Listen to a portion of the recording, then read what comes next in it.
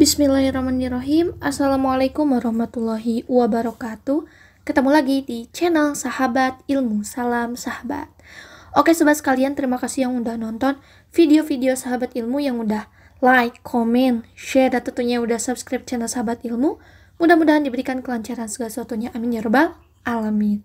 Dan untuk sobat yang belum subscribe, ayo klik tombol subscribe-nya dan jangan lupa aktifkan lonceng notifikasinya.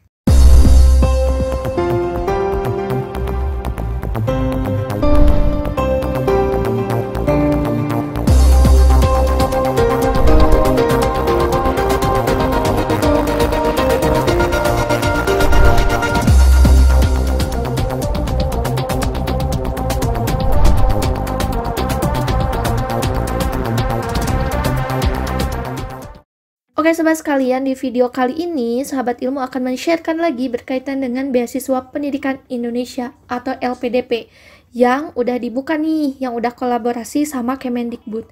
Nah, kita akan kupas tuntas jalur masuknya. Untuk jalur-jalur masuknya sendiri ada apa aja sih? Nah, ini salah satu tips juga ya, tips dan trik dari Sahabat Ilmu agar teman-teman sekalian itu bisa lolos, terutama mau lolos sekali tes. Jadi pahami dulu, apapun itu, tidak hanya LPDP, beasiswa pendidikan Indonesia, tapi apapun beasiswa itu, teman-teman sekalian harus pahami dulu alur masuknya atau skema dari pendaftarannya. Jangan sampai teman-teman daftar dulu tapi belum paham skemanya, nanti pas di pertengahan teman-teman bingung sendiri gitu. Jadi diusahakan teman-teman itu harus pahami dulu nih alur-alur masuknya seperti apa atau jalur-jalurnya. Oke, langsung saja. Untuk program beasiswa sendiri, ini yang harus teman-teman sobat sekalian pahami. Di tahun 2021 ini itu agak berbeda dengan tahun-tahun sebelumnya.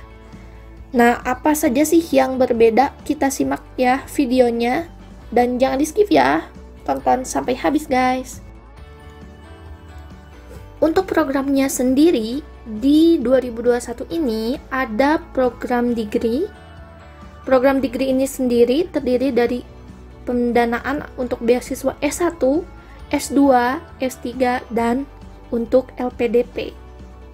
Selain itu, ada juga yang non-degree, yang sebelumnya itu tidak ada ya di tahun-tahun sebelumnya.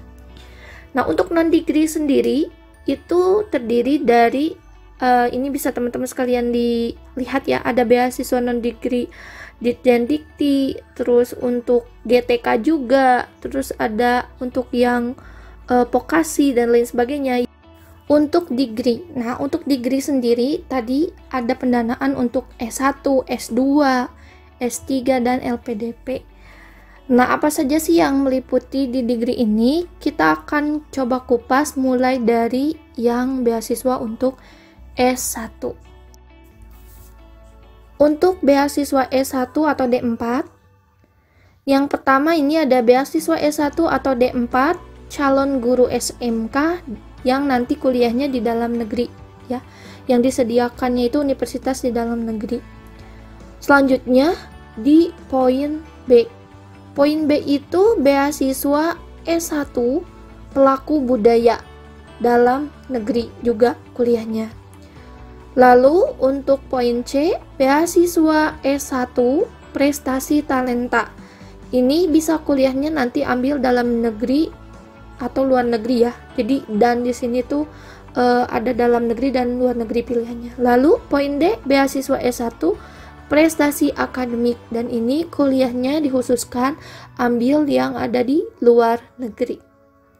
Nah, itu teman-teman untuk teman-teman yang berminat beasiswa S1. Selanjutnya, poin kedua, ini untuk beasiswa S2. Untuk beasiswa S2 sendiri, ini ada yang pertama, beasiswa S2 dosen perguruan tinggi akademik dalam negeri dan luar negeri. Lalu ada beasiswa S2 dosen atau calon dosen perguruan tinggi vokasi dalam negeri dan luar negeri. Ada juga beasiswa S2 untuk pelaku budaya, itu nanti bisa pilih S2-nya dalam negeri atau luar negeri, seperti itu. Nah, untuk vokasi sendiri teman-teman, Vokasi itu adalah pendidikan tinggi yang menunjang pada penguasaan keahlian terapan tertentu, meliputi diploma 1, 2, 3, dan 4. Dan nanti gelarnya itu berupa gelar vokasi atau ahli madya. Nah, selanjutnya ada beasiswa S2 guru daring luar negeri. Jadi, kuliah S2 di luar negeri, tapi perkuliahannya sistemnya daring gitu. Jadi, bisa kuliahnya di sini gitu, di Indonesia. Selanjutnya, ada beasiswa S2 guru luring. Jadi, kalau tadi daring, ini luring gitu. Dan ini bisa pilih apakah mau kuliahnya di dalam negeri atau di luar negeri. Jadi, nanti bisa pilih ya, bisa daring dan luring. Seperti itu. Ada dua pilihannya. Lalu ada S2 Joint Degree atau Dual Degree dosen akademik. Nah, jadi teman-teman di sini teman-teman bisa ikut juga program di sini ada Joint Degree atau Dual Degree juga. Nah, untuk Dual Degree itu adalah nanti teman-teman tuh kuliah nanti dapat 2 gelar yang didapatkan gitu ketika teman-teman belajar di 2 program studi sekaligus. Lalu untuk joint degree sendiri adalah gelar untuk teman-teman yang nantinya ngambil satu program studi namun di tempat yang berbeda. Jadi misalkan teman-teman itu ambil di universitas luar negeri tapi kuliahnya di negara kita dulu 2 tahun misalkan, kalau misalkan ambil S1 nih 2 tahun di dalam negeri terus 2 tahun lagi di luar negeri, itu yang dimaksud dengan joint degree.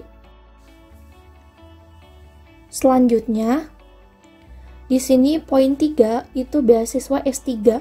Beasiswa S3 sendiri di sini diperuntukkan untuk dosen perguruan tinggi akademik baik dalam negeri dan luar negeri.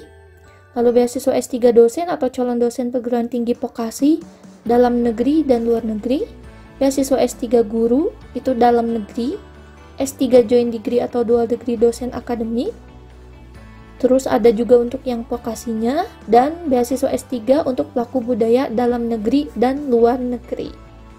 Di sini ada PT atau perguruan tinggi akademik. Nah, perguruan tinggi akademik itu adalah sekolah tinggi yang menyelenggarakan pendidikan akademik atau vokasi dengan disiplin ilmu pengetahuan, teknologi, dan atau seni yang jika memenuhi syarat itu dapat menyelenggarakan pendidikan profesi. Selanjutnya, ini ada juga beasiswa LPDP. Nah, ini teman-teman sekalian, sobat sekalian juga udah, yang mungkin ada yang berpengalaman juga, atau yang belum tahu, ada juga beasiswa LPDP, itu yang udah sudah berjalan, itu ada 3 jalur, ada jalur umum, afirmasi, dan targeted group. Dan nanti video-video selanjutnya juga akan ada pembahasan untuk fokus ke 3 jalur ini ya yang ada di beasiswa LPDP. Dan ada juga video-video yang udah ada di channel Sahabat Ilmu berkaitan dengan jalur umum, afirmasi, targeted group yang udah berlangsung dari 2020 sampai tahun-tahun lalunya. Bisa dicek ya videonya. Oke, selanjutnya untuk yang non-degree. Yang pertama ada beasiswa non-degree untuk Dijen Dikti. Nah, untuk beasiswa ini itu meliputi yang pertama program Kampus Merdeka yang di dalamnya ada kegiatan magang bersertifikat Kampus Merdeka, ada mahasiswa S1 dengan kampus mengajar, ada juga pertukaran mahasiswa, mereka yang pertukaran baik dalam negeri dan atau luar negeri gitu. Lalu ada juga pabrik wirausaha untuk yang mahasiswa S1, seperti itu. Selanjutnya ada lagi untuk bagian B-nya, yaitu program dosen berkegiatan di luar kampus. Nah, ini terdiri dari magang dosen ke perguruan tinggi lain, jadi nanti dosen bisa magang ke perguruan tinggi yang lainnya. Lalu ada dosen perguruan tinggi akademik yang magang ke industri. Magang sendiri adalah proses untuk menerapkan keilmuan atau kompetensi yang didapat selama menjalani masa pendidikan di dunia kerja secara langsung. Jadi pelatihan kerjanya tuh langsung gitu, diselenggarakan di sebuah perusahaan. Selanjutnya, di C, bagian C ada program peningkatan kompetensi dosen dan tenaga pendidik. Jadi di sini ada pelatihan sertifikasi, baik itu misalkan guru ataupun dosen, yang merupakan tenaga pendidik dan kependidikan. Itu di perguruan tinggi akademik. Ada juga magang untuk pelatihan tenaga kependidikan di instansi gitu ya, di PT akademik gitu. Terus ada juga di poin D-nya peningkatan kapabilitas profesor ke kelas dunia. Jadi ada untuk nanti kegiatan postdoktoral sama world class professor. Nah, untuk postdoktoral sendiri, teman-teman, itu adalah jenjang akademik yang merupakan jenjang lanjutan setelah meraih gelar doktor atau S3. Sedangkan kalau untuk world class professor atau WCP, itu kegiatan untuk memfasilitasi dosen dari perguruan tinggi dalam negeri agar dapat berinteraksi dengan profesor berkelas dunia, baik nanti dalam negeri maupun luar negeri ataupun juga diaspora, yang tujuannya nanti meningkatkan kinerja atau produktivitas dari riset. Selanjutnya di poin E ada kerjasama Oxford. Jadi pemerintah kita itu bekerja sama dengan Oxford. Nanti ada summer research studentship dan ada teaching based summer course. Untuk summer research itu adalah penelitian musim panas yang ditawarkan selama libur semester dan memberikan kesempatan mendapatkan pengalaman sambil bekerja dengan peneliti yang terkemuka. Wow sekali ya. Nah, ada juga untuk teaching based summer course itu diperuntukkan bagi mereka yang ingin lulus lebih cepat gitu. Jadi ngambil course lebih cepat gitu. Dan nanti fokusnya itu pada pendidikan, terus ada juga pembelajaran, manajemen kelas. Seperti itu. Itu untuk yang beasiswa non-Dijen Dikti ya. Dan yang bagian terakhir juga ada kerjasama Erasmus Plus. Nah, kerjasama Erasmus Plus ini itu adalah suatu beasiswa untuk belajar atau melakukan riset, pelatihan, atau mengajar di salah satu universitas. Dan ini bisa jangkanya bisa ada yang 6 bulan, ada yang mau 12 bulan, ada yang cuma 2 minggu, 1 bulan, kayak gitu. Lalu ada juga yang kedua, beasiswa non-degree itu ada dari Ditjen GTK juga. Di sini ada program afirmasi, program non-gelar, itu berupa yang kita udah tahu ya, sertifikasi itu kan ya, sertifikasi guru dan lain sebagainya. Selanjutnya untuk di beasiswa non-degree ya, masih beasiswa non-degree, kita lihat yang ketiga itu ada dari Ditjen Diksi. Kalau tadi Ditjen Dikti, ini Ditjen Diksi. Jadi beda ya. Kalau Ditjen Diksi itu Direktorat Jenderal Pendidikan Vokasi. Yang di dalamnya itu ada 5 unit lagi. Ada pendidikan vokasi untuk sekolah menengah kejuruan, pendidikan tinggi vokasi dan profesi. Ada juga menangani kursus dan pelatihan, dan kemitraan penyelarasan dunia usaha industri. Seperti itu teman-teman ya. Selanjutnya masih beasiswa non-degree Ditjen Diksi. Jadi ada beberapa ya, tadi ada poin A, poin B, ini poin C, yang di dalamnya ada pelatihan sertifikasi kompetensi profesi dosen, terus ada tenaga pendidik juga, magang juga di perguruan tinggi vokasi, ada juga program peningkatan kapabilitas SMK. Jadi teman-teman yang dari SMK itu bisa nanti difasilitasi untuk bisa PKL bersertifikat itu di luar negeri, di dalam negeri. Tidak hanya muridnya, tapi gurunya juga bisa ya. Guru SMK juga bisa, seperti itu. Terus selanjutnya ada riset keilmuan. Nah, untuk riset keilmuan sendiri, ini ada yang dari Dikti, juga ada dari Diksi. Kalau untuk yang dari Dikti, itu riset-riset keilmuan, itu dosen-dosen yang ada di perguruan tinggi akademik. Terus kalau untuk Ditjen Diksi, itu riset-riset keilmuan terapan yang ada dalam negeri. Untuk terapan sendiri ya, itu adalah mereka yang mengembangkan teori-teori ke dalam praktek yang mereka tujuannya itu untuk mencari solusi. Lalu ada yang di poin 5 ada bridging course, dan bridging course itu adalah semacam matrikulasi gitu ya. Nanti ada penyamaan bekal awal gitu.